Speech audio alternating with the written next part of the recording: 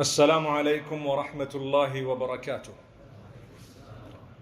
بسم الله الرحمن الرحيم. الحمد لله والصلاة والسلام على رسول الله وعلى آله وأصحابه أجمعين. We praise Allah subhanahu wa ta'ala. We send blessings and salutations upon Muhammad sallallahu alayhi wa sallam, his household, his companions. We ask Allah subhanahu wa ta'ala to bless them, to bless every one of us, and to grant us every form of goodness. Ameen.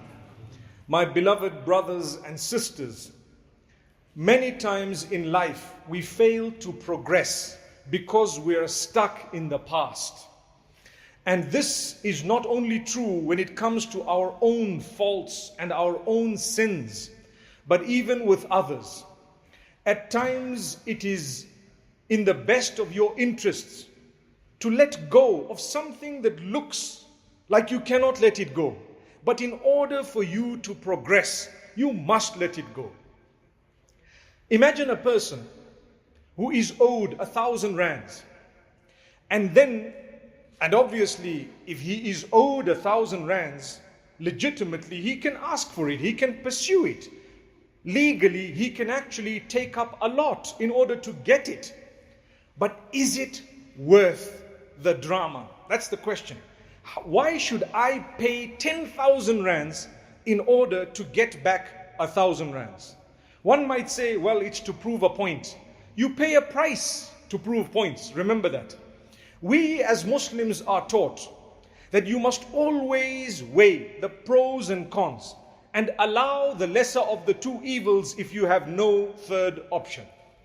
Remember that. And this is something very interesting because many people are bogged down in life. They simply cannot move forward. You lost your job, you were fired unceremoniously, and you want to get back at your old boss. By that occupation that you've now engaged in of getting back to your old boss, you have stopped your eyes from looking ahead at jobs that are glaring you in your face simply because you did not move on.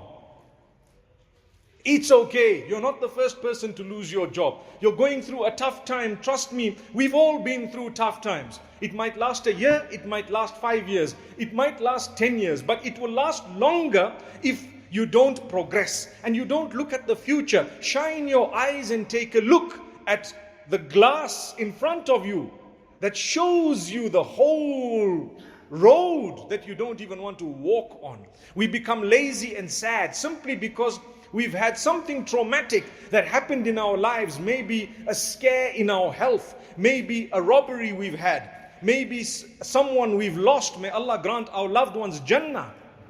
Or it could be anything else. My brothers, my sisters, I am here to tell you that it's not the end of the road. Look up and move forward. If at all you want to look back, it should only be to learn a lesson, but not to get stuck in it in such a way that you don't move forward. Remember this. So the Prophet ﷺ, at the time of the victory of Mecca, which is a powerful example, he came into Mecca with an army of tens of thousands. And what happened? The people of Mecca who had harmed the Muslims, they had usurped their wealth, they had abused them, they had killed many of them, and so on. Here comes Rasulullah sallallahu alayhi wasallam, and he asks them the famous question, O people of Quraysh, what do you think I'm going to do to you today? Imagine someone who's harmed to that degree. I don't even want to get into it, but it's very bad. And then here comes the messenger with all the power saying, what do you think I'm going to do to you today? Imagine if a guy today from amongst us had to tell another who has killed from his family or usurped the wealth, driven them out of their homes for years on end, and he comes one day powerfully. What do you think I'm going to do to you today? They looked at him and says, you're a good man, the son of a good man. Oh, now suddenly I'm a good man. You see, all these years I was not a good man. La hawla wa la quwwata illa billah. Al-Ali al-Azim.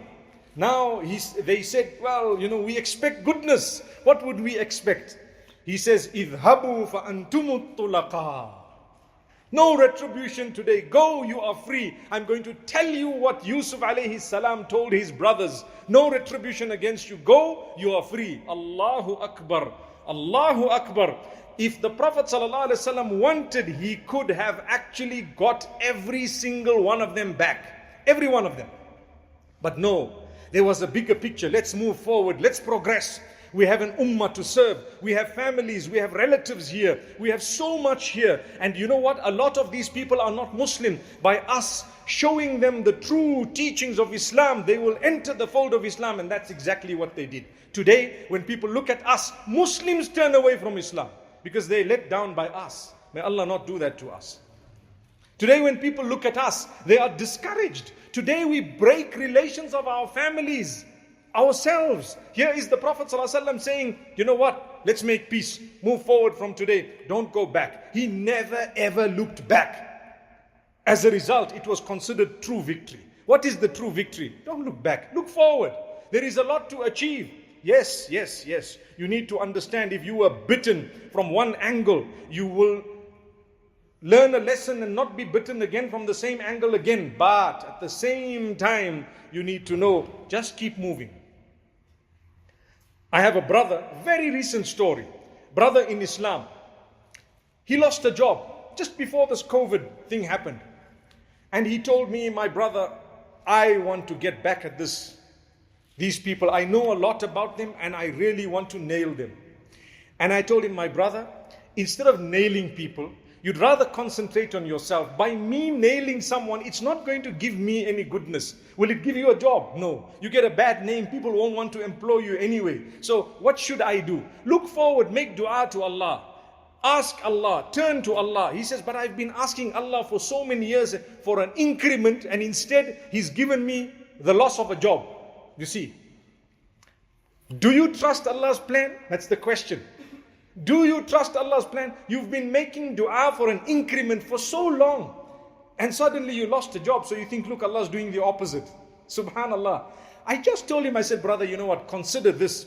If you're holding tight to a few coins with one hand, and Allah wants to give you 2 handfuls of gold coins, the first thing He needs to do is to make you open His hand so that these coins go, or at least your hands are now opened. In the process, you might lose these coins.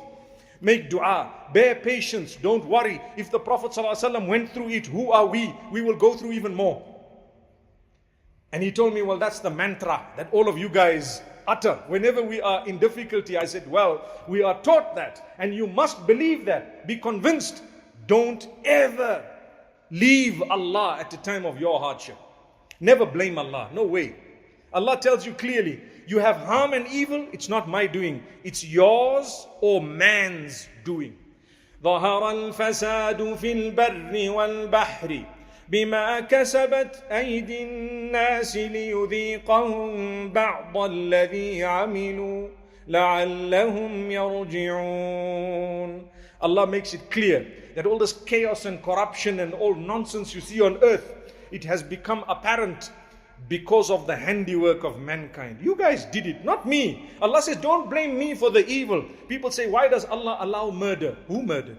Was it not a human being? Why blame Allah for someone else's crimes? Well, then they might say, well, what was the sin of the innocent child who was murdered? You say, you know what? Allah will give justice, but there was someone who murdered the child. It's human beings who committed that crime. The fact that Allah knew it in advance does not make Him guilty of being merciless when He is the most merciful. He says to us, I will provide for those who believe and those who don't believe. That's what He says in the Quran. In this world, I will provide for those who believe and those who don't believe. The difference is those who believe will have the hereafter. Those who don't believe, they won't have the hereafter because they don't believe in it. So I told this brother, I said, brother, make dua. And Allah will open your doors. And he says, okay, you know what? I'm a Muslim. I've been doing dua. I'm not going to leave it. But please make dua that Allah strengthen me. Trust me, COVID took over, as you know. Life changed, I hope temporarily. And you know what? Subhanallah, this man suddenly struck gold. He was at the right place at the right time. And there was one deal that he did that was worth a lot. And it changed his life. It went through another, and a third, and a fourth, and a fifth. And he tells me, please, please use me as an example to tell people, don't lose hope. I almost gave up. I lost my job in such a bad way, but that was definitely what you were saying, that Allah is opening your doors. Allah is opening your doors. I looked forward. Instead, if I had gone back to nail my previous boss, I would have still been in that or on that path, doing the same thing, trying to nail, and I would be busy with this, losing money, going to this one, that one. But what I did is I focused on something that was right in front of me. And Allah subhanahu wa ta'ala opened His doors. Why am I saying this? Today we're all going through struggles. All of us. Different levels of struggles. Remember, my brothers and sisters, you're not alone. We're in it together. We all have challenges, myself included. Learn to help one another. Learn to say a good word to one another. Learn to be focused. Work hard. A day will come when you will smile. Even if it is 2 years, 4 years. Another example, people going through divorce. Divorce is becoming like a trend. Like a trend. You married, you got to ask the guy, are you still married after 2 years? You say, if he says yes, you say, MashaAllah. Because now it's like sort of not the norm anymore. The norm is like, you married? Awaz. You say, Subhanallah, may Allah grant us ease. It's not bad to actually be divorced for the right reasons or to divorce for the right reasons. But when it becomes a trend, it is scary. We're not prepared to sacrifice for one another anymore. We're not prepared to forgive one another anymore. We want a perfect human being who's spotless without any weaknesses. That's what we're looking for. Well, that you will only find in paradise if you ever get there. May Allah grant us Jannah. People say, I'm going to get the perfect spouse in Jannah. I say, how are you even going to get to Jannah? That's a question. How can you say that? You're supposed to give us hope. I said, that's a statement of hope. Because when you start thinking, gosh, am I really going to get there? It will get you up for Fajr. But if you didn't think of it, that am I really going to get there? Wallahi, yesterday I had a question from someone, a silly question, very silly question. Someone asks me, will we be allowed to steal in Jannah? I mean, how far can your mind go? To be honest with you. How far can your mind go? Will you be allowed to kill in Jannah and steal in Jannah? Because if you can do anything there, like Allah says, you will be able to do anything. So I said, the pure mind will never ever think in those lines or on those lines in that direction. Never. My brothers and sisters, when divorce happens, it's not the end of the world. Not the end of the world. Perhaps it is a door for you to then get to someone else. Had you not been through your first relationship, you would never have gotten to this much, much better person that you subsequently got married to. See, I see a lot of people nodding here. MashaAllah, what's going on here, guys? May Allah grant us ease. Allah open our doors. But the moral is, never give up. We go through challenges. We go through hardship. Let's look forward. Let's progress. People sit and say, I'm going to fix this ex of mine. You know what? Just move on. By making someone else's life difficult, it's not going to make your life easy. Not at all. You want ease? Close a chapter, open a new one. Let's move forward. Thank Allah. Beautiful relationship, and let's move. May Allah grant us goodness.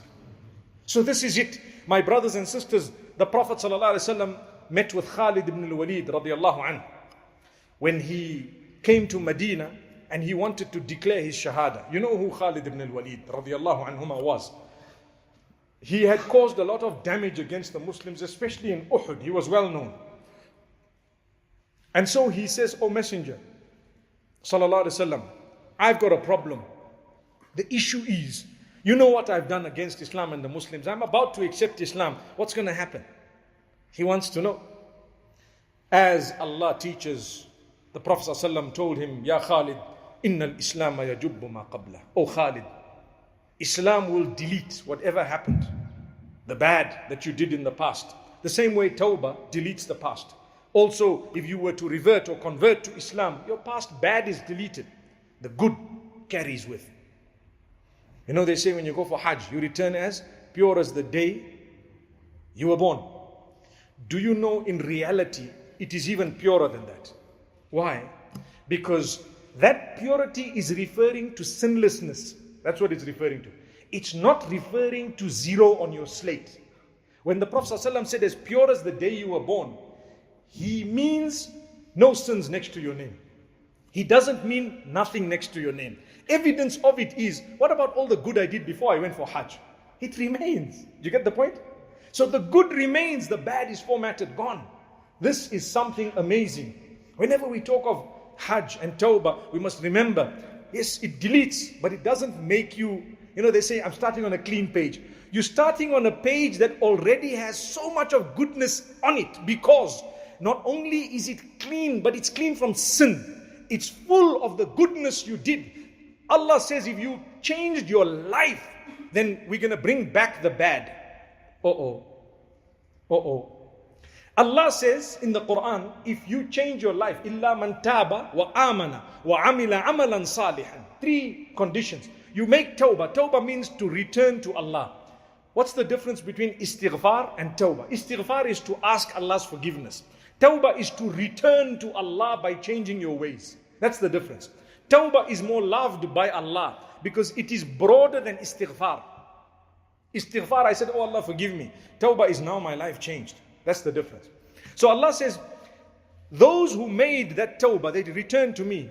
وَآمَنَ, and they believed, they worked on their connection with Allah, their belief, their iman. And thirdly, they did good deeds. Allah says, we're going to bring back those bad deeds. And we're going to convert them into good deeds on the scale, simply because this person could have done the bad, but they didn't because of their love of me and their connection with me. So Allah says, because of that, look, a person who is on intoxicants, may Allah protect us and our offspring. A person on intoxicants who says, oh Allah, forgive me, and then the intoxicants are still available, but he says, I'm not doing this anymore. Allah says, we're going to bring all of that back and convert it. You know why? You only quit it for us, nothing else. You could have done it. You can still do it, but because you love us and you know we said it's wrong and you did not do it, we love that action so much, we're going to show you. Subhanallah. That is Allah. So this is the type of relationship we must develop with Allah subhanahu wa ta'ala. And He will assist. Days come in our lives when, my beloved brothers and sisters, we are so low that we feel, where is Allah? Do you know that the messengers before us and the pious people before us, they used to ask Allah, oh Allah, when is your help going to come? وَزُلْزِلُوا حَتَّى يَقُولَ الرَّسُولُ وَالَّذِينَ آمَنُوا مَعَهُ مَتَى نَصْرُ اللَّهِ. They were shaken, they were tested left, right and center, until the messenger and the people around him, with him, they said, when is the help of Allah going to come? Allah says, be patient. Allah, inna nasrallahi qareeb. Be patient. Allah's help is near. Allah's help is near. I remember sitting with one scholar and he said, every dua is heard by Allah. Every single dua is heard by Allah. It's a matter of time for that dua to come and plug in. Some people it's a few days, some people it's months, some people it's years. Don't ever think that Allah did not accept your dua. Never. All of us, if you sit and think about some du'as you've made in your life that happened 5 years later, it happened 10 years later, but you don't realize it came. It definitely came when the time was right. That's Allah's plan. Trust Allah. We were talking about Jannah. Sometimes we tend to forget that we need to work towards Jannah rather than arguing about what we're going to be getting in Jannah. Like I say, look at the path. You can see it's there. You know it's there. And you know the destination is also punched in. You just follow the path. Don't worry about now when I get there, this, when I get there, that. The other day I took my children somewhere and I punched it on the GPS. And we are following the GPS. It says turn left. It says turn right. It says continue. We did exactly that. Knowing in our hearts that, at the end of the day, we're going to get there. And when we get there, we'll see what there is. There might be restrictions, they might not even let us in. It might be closed, even though it says it's open, because times have changed, right? Wallahi, our conviction in the GPS of Allah should be far stronger than that. Far stronger. Don't worry what you're going to get. I would never bother about what exactly I'm going to get in Jannah. What I'm bothered about is for me to get there. That's all. And that should be the case with all of us. Worry about getting there. They say, even if you are the last person to enter Jannah, you should be excited. You should, hey, I made it. Subhanallah. No matter where, what? Allahu Akbar. I have little children ask me sometimes, if I'm in Jannah on one level and another person is in Jannah on another level and I wish to meet them or they wish to meet me, what will happen? I said, Allah will make it happen in a way that I can't explain to you, but inshallah when we get there, we'll just nod our heads and say, hey, it happened, you see. I don't know. I just know it will happen. And I know that Allah can keep you in a certain way. There's a very interesting hadith that comes to my mind. Very interesting. It says, whoever has had intoxicants, meaning that whoever has had the intoxicating wines of the dunya will not be having the wines in Jannah. Meaning, say they are forgiven and they change their lives and whatever. So now here comes a man, he says, hey, I had a bad life in the past. I used to drink. And now I've changed my life and inshallah I'm looking forward to Jannah, but why won't I have the alcohol, meaning the wines? It's called wines, it's not intoxicating. The one in Jannah is not intoxicating. Why won't I have it in Jannah? Imagine it's going to be something that I'm going to want. And when I want it and Allah's going to say no, doesn't it negate another verse of the Quran which says, once you get into Jannah, you get what you want? So I said the best explanation of the ulama is something simple. Allah removes from your entire system even the thought of it. You won't think of it. I mean, if you loved something and you got into a place where there's something billions of times better than that, would you even think of that? You wouldn't even want it. It won't even cross your mind perhaps. One day, years later in the dunya, we might think about it. In the akhirah, Allah will occupy you with so much of goodness, it's not going to come. Again to the moral, the whole topic of today, to instill hope in the hearts of the people by telling them, don't get bogged down with the past. Whether it's someone who did something to you, whether it's your own past, you need to look ahead, you need to move forward, and you need to understand, make the most of whatever Allah has given you. I end by telling you, my brothers, my sisters, those of us who have sinned against ourselves, and we have had a past, or we have done something evil, turn to Allah before it is too late. Next week, we might not see some of us in the masjid. Next week. In fact, next week is too far. You can have a scare at any time. Anything could happen. Don't lose hope in the mercy of Allah. You are good enough. You are definitely good enough. Just make amends. Get up, stand up, and move. Move forward. Get up for salah. Ask Allah's forgiveness. If you falter once more, ask Allah's forgiveness again and again and again, and don't give up. May Allah subhanahu wa ta'ala bless every one of us and grant us goodness. I pray that the next time we meet each other, we will be in a better condition. Today we are in a better condition than we were yesterday. Alhamdulillah. Please seek the forgiveness of Allah. I believe that there is definitely something wrong with us. That's what I believe. There is definitely something wrong with us. Imagine Makkah, Medina, the masajid, everything being affected in this way. We need to revisit our link with Allah. There is definitely something wrong with us, and don't point the fingers at others. It's me. I need to help myself, improve myself. Life is so short. I have had a lot of people, and I'm sure you may have, whom I've known. Suddenly, they know more. Where did they go? Back to Allah. It's a matter of a few days and you could go. It would be a blessing to have started the day I died with Fajr and a little recitation of the Quran, and then with Dhuhr if your death was written after Dhuhr, or then with Asr if your death was written after that, and so on. May Allah bless every one of us and grant us strength, the ability to change, the ability to help others at a time of need, and the ability to continue on the path with hope until we meet with Allah subhanahu wa ta'ala. أقول قولي هذا وصلى الله وسلم على نبينا محمد.